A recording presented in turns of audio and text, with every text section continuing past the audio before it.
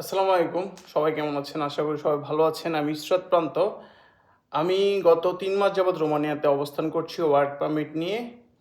অনেকে জিজ্ঞাসা করছিলেন যে আমি কি টিআরসি পেয়েছি কিনা? হ্যাঁ, আমি ২ বছরের টিআরসি পেয়েছি অলরেডি রোমানিয়াতে।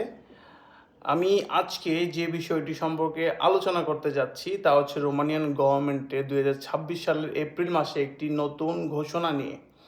যা আমাদের মতো যারা মাইগ্রেন্ট আছে বা যারা ইলিগাল মাইগ্রেন্ট আছে তাদের জন্য খুবই সুন্দর এবং খুবই ভালো একটি খবর। ফার্স্ট অফ অল আমি আপনাদের একটা যে পুরাতন যে নিয়মটা ওইটা বিস্তারিত বোঝাতে চাচ্ছি। পুরাতন রোমানিয়াতে কী নিয়ম ছিল? রোমানিয়ার নিয়ম ছিল হচ্ছে আপনি যদি নন ইউ কান্ট্রি থেকে রোমানিয়াতে আসেন তাহলে আপনি আসার পর ৩ মাসের মধ্যে যেভাবে হোক টিআরসি পেতে হবে। আপনাকে টিআরসি ইমিগ্রেশন থেকে নিতে হবে, পেপারস সব সাবমিট করে এবং ট্যাক্স সাবমিট করে আপনাকে টিআরসি নিতে হবে আসার ৩ মাসের মধ্যে। আর আরেকটা নিয়ম ওটা হচ্ছে আপনি জব চেঞ্জ করার সময় আপনি যদি পুরাতন জব থেকে নতুন একটা জব চেঞ্জ করেন তাহলে আপনার ৩ মাসের মধ্যে আপনার পুরাতন জবটা ছাড়া ৩ মাসের মধ্যে আপনার নতুন জবটা নিতে হবে। তো এই প্রবলেমটার কারণে অ্যাকচুয়ালি হতো কি অনেক ইমিগ্রেন্ট যারা আমাদের মতো যারা বাংলাদেশ থেকে বা নেপাল থেকে বা চায়না থেকে রোমানিয়াতে আসতো ইমিগ্রেন্ট হিসেবে ওয়ার্ক পারমিট নিয়ে জব নিয়ে, হয়তো কি অনেকে আসার পর এখানে কোম্পানি রিসিভ করতো না বা কোম্পানি ভুয়া বা আইসা দেখা যায় এখানে কোম্পানি নাই বা হচ্ছে কোম্পানি আছে কিন্তু কোম্পানির পেপারস সমস্যা, পেপারস যে এমপ্লয়ার পেপারস জমা দিতে ইমিগ্রেশনের মধ্যে লেট হয়ে গেছে যার কারণে ৩ মাসের মধ্যে টিআরসি কালেক্ট করতে পারে নাই বা জব চেঞ্জ করার সময় ৩ মাসের অতিরিক্ত হয়ে গেছে তো ইলিগেল হয়ে গেছে।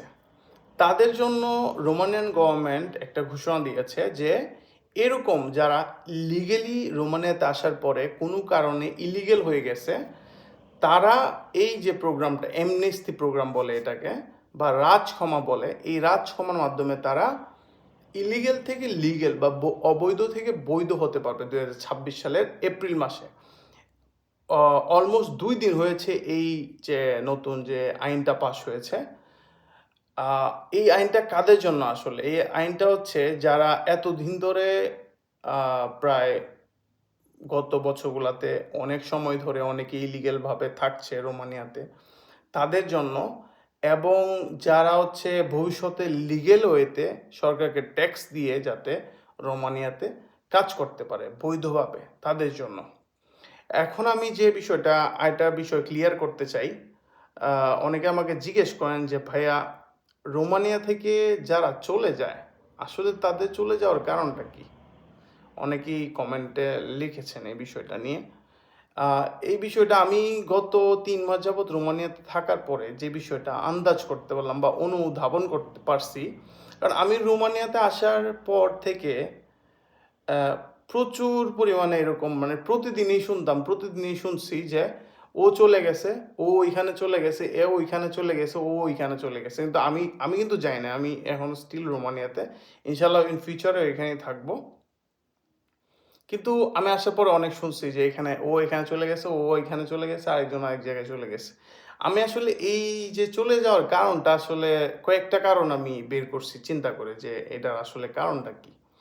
ফার্স্ট কারণ আমার কাছে যেটা মনে হইছে ওটা হচ্ছে ইউরোপের বিভিন্ন জায়গায় আসলে সবারই আত্মীয়স্বজন থাকে বিভিন্ন জায়গায়। সাপোজ আমার আত্মীয়স্বজন থাকে ডেনমার্কে বা ইতালিতে থাকে বা চাচা থাকে এই নেদারল্যান্ডে বা মামা থাকে সুইজারল্যান্ডে এরকম। তো হয় কি রোমানিয়াতে আসার পরে মাথার মধ্যে একটা জিনিস কাজ করে যে আমার মামা যেহেতু ইটালিতে থাকে আমি মামার কাছে চলে যেতে পারলে আমি সেফ বা আমি হচ্ছে একটা একটা ছায়ার মধ্যে একটা ছত্রছায়া একজনের ছত্রছায়ায় যাব বা আমার নিজের মানুষের কাছে আত্মীয় স্বজনের কাছে থাকতে পারলাম, এটা একটা কারণ। দ্বিতীয় কারণটা যে জিনিসটা আমার কাছে মনে হইলো যে রোমানিয়ার যে নিয়ম বা ইমিগ্রেশন লটা এটা একটু হুজুকে, আমার কাছে একটু হুজুকে মনে হয়। কেন মনে হয়?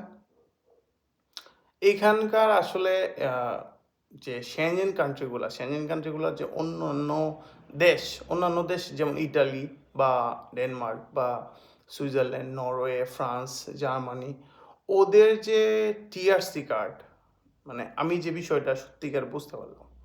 ওদের টিআরসি কার্ডটা মেইনলি ডিপেন্ড করা হচ্ছে গভর্নমেন্টের উপর। গভর্নমেন্টের কাছ থেকে আপনি টিআরসি কার্ডটা নিছেন এবং আপনার কন্ট্রাক্ট হচ্ছে গভর্নমেন্টের সাথে। আপনি কাজ করার জন্য যে কোনো কোম্পানির সাথে আপনি কাজ করতে পারবেন কন্ট্রাক্ট করে, এবং আপনি ট্যাক্সটা যে কোনো কোম্পানি আন্ডারে কাজ করে আপনি গভর্নমেন্টকে আপনার ট্যাক্সটা আপনি দিতে পারবেন।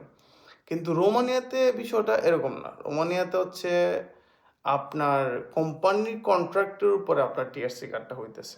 টিআরসি গভর্নমেন্ট দিতেছে, গভর্নমেন্টই আপনাকে টিআরসি দিচ্ছে, কিন্তু আসলে মেইন যে দায়িত্বটা বা মেইন যে কলা কৌশলটা থাকে, কলা কৌশলই থাকে, ওইটা হচ্ছে কোম্পানি। কারণ কোম্পানি যদি আপনার কন্ট্রাক্ট কন্টিনিউ না করে আপনি ইলিগেল হয়ে যাবেন। কোম্পানি যদি আপনাকে ডিপোর্ট করতে চায় আপনাকে ডিপোর্ট করে দিতে পারবে, মানে টিআরসি কার্ড থাকার সময় আর কি। পার্মানেন্ট পিআর হয়ে গেলে বা পার্মানেন্ট রেসিডেন্সি হয়ে গেলে তখন আর সমস্যা নেই, কিন্তু টিআরসি কার্ড থাকার সময় মানে মেইন যে কলা কৌশলী ওটা হচ্ছে কোম্পানি। কোম্পানি চাইলে আপনার সাথে যে কোনো কিছু করতে পারবে। তো আমার মনে হয় এই কারণটার জন্য আসলে অনেকে চলে যায়, কারণ অনেকে এইখানে একটা কোম্পানি আন্ডারে আসে বা কোম্পানির সাথে তার বনে না, আসলে কোম্পানির সাথে সম্পর্ক নষ্ট হয়ে যায় বা তাকে স্যালারি দেয় না ঠিক মতো, বা বিভিন্ন কারণে আসলে যে বিষয়গুলো হয়ে দাঁড়ায় ওই বিষয়গুলোর জন্য আসলে চলে যায়, আমি যেটা বুঝতে পারলাম এতদিনে।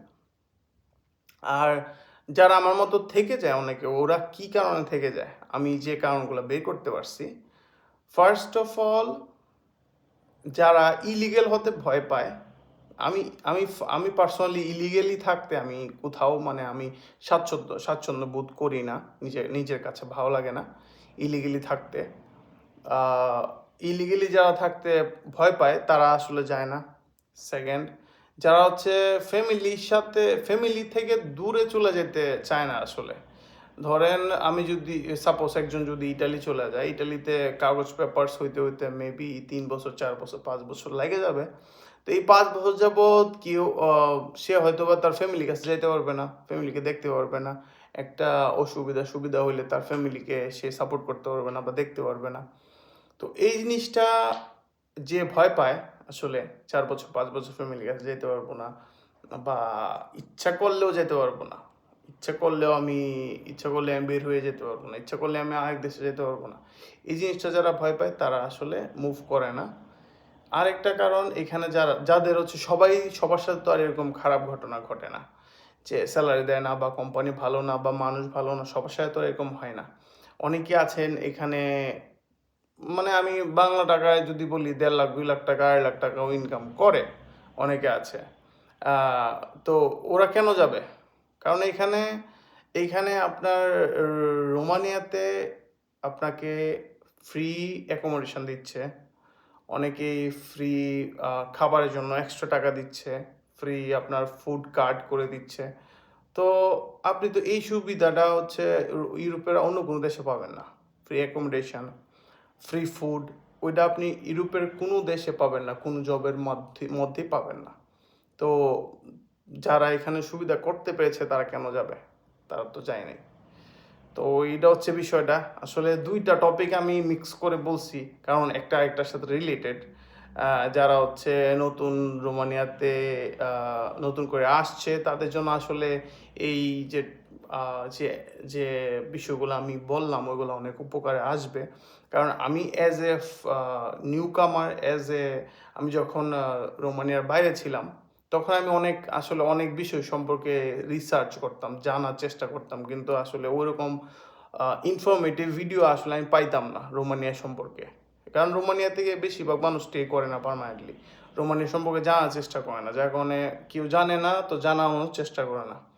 বাট আমি চেষ্টা করছি রোমানিয়া সম্পর্কে বিভিন্ন জিনিস জানার জন্য এবং আপনাদের সাথে শেয়ার করার জন্য। অবশ্যই যদি আপনাদের মনে কোনো কনফিউশন থাকে কোনো বিষয়ে, অবশ্যই নিচে কমেন্ট করবেন। আমি নিজে যতটুকু জানতে পেরেছি, শিখতে পেরেছি, আমি ততটুকু শেয়ার করার চেষ্টা করব অবশ্যই। আর যদি কোনো পার্সোনালি কোনো ইনফরমেশান জানতে চান বা সাজেশন চান, তাহলে অবশ্যই আমার নিচে ডিসক্রিপশানে আমার ফেসবুক প্রোফাইল দেওয়া থাকবে, অবশ্যই কন্ট্যাক্ট করতে পারেন। আমি চেষ্টা করব যতটুকু সময় দেওয়ার জন্য। তো ধন্যবাদ। ইনশাল্লাহ নেক্সটে আমি কোনো ইনফরমেটিভ ভিডিও যদি আপনারা চান, কী ধরনের ভিডিও বা কী বিষয়ে ভিডিও চান অবশ্যই নিচে কমেন্ট করবেন, আমি চেষ্টা করব সবার সাথে শেয়ার করার জন্য। থ্যাংক ইউ, আজকে এই পর্যন্ত। আল্লাহ হাফেজ।